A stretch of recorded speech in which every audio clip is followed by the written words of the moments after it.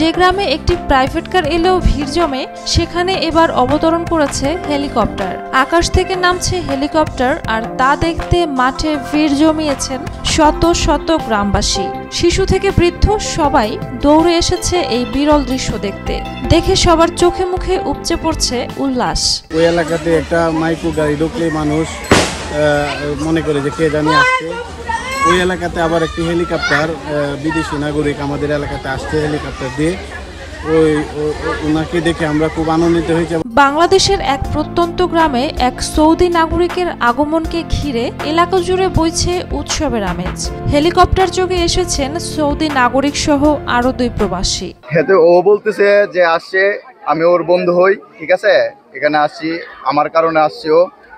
আর ও আগে সৌদি আরব থাকতে ভাবতো বাংলাদেশটা অন্যরকম একটা আইডিয়া ছিল, কিন্তু এখানে আইসা দেখে যেমন ভাবছে তার চেয়ে দ্বিগুণ সুন্দর আমাদের বাংলাদেশ। সৌদি ওই নাগরিকের নাম ফাহাদ আল খোলা এবং প্রবাসী 2 জন বাংলাদেশি। তাদের মধ্যে একজন গ্রামেরই ছেলে মোহাম্মদ সানি, যিনি 9 বছর ধরে কাজ করছেন সৌদি আরবে। কর্মসূত্রে সানির সঙ্গে বন্ধুত্ব গড়ে ওঠে সৌদি নাগরিক ফাহাদের। সেই বন্ধুত্বের টানেই ফাহাদ বাংলাদেশে এসেছেন সানির ভাইয়ের বিয়েতে যোগ দিতে। বিদেশি নাগরিক আসছে কফিল, আমাদের গ্রামে ছোট বড় সবাই মিলে আমরা খুব আনন্দ উপভোগ করছি এবং কফিলও আমাদের এই বিষয়টা খুব আনন্দ উপভোগ করছি। ফাহাদ আল খোলা জানিয়েছেন সানি ও জনি তার বন্ধু। বাংলাদেশে এসে তিনি মুগ্ধ। এখানকার মানুষ খুবই আন্তরিক এবং দেশটা খুবই সুন্দর। তিনি কিছুদিন এখানে থাকবেন, দেশটা ঘুরে দেখতে চান এবং বিয়ের আনুষ্ঠানিকতা শেষে বাংলাদেশের প্রাকৃতিক সৌন্দর্য উপভোগ করতে চান। বেশ কয়েকটি পর্যটন কেন্দ্র ঘুরে দেখবেন, এমনই পরিকল্পনা এই সৌদিয়ান অতিথির।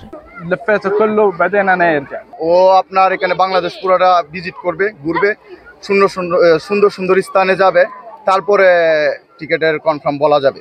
ঘটনাটি কিশোরগঞ্জের বাজিতপুর উপজেলার বড় ঘাগটিয়া গ্রামের। প্রত্যন্ত এই গ্রামের সাধারণ দিনগুলোতে নীরবতা বিরাজ করে সবসময়, কিন্তু সৌদি নাগরিকের আগমনে সেখানে যেন শোরগোল পড়ে গেছে। ঝুমা মৃধা, বৈশাখী সংবাদ।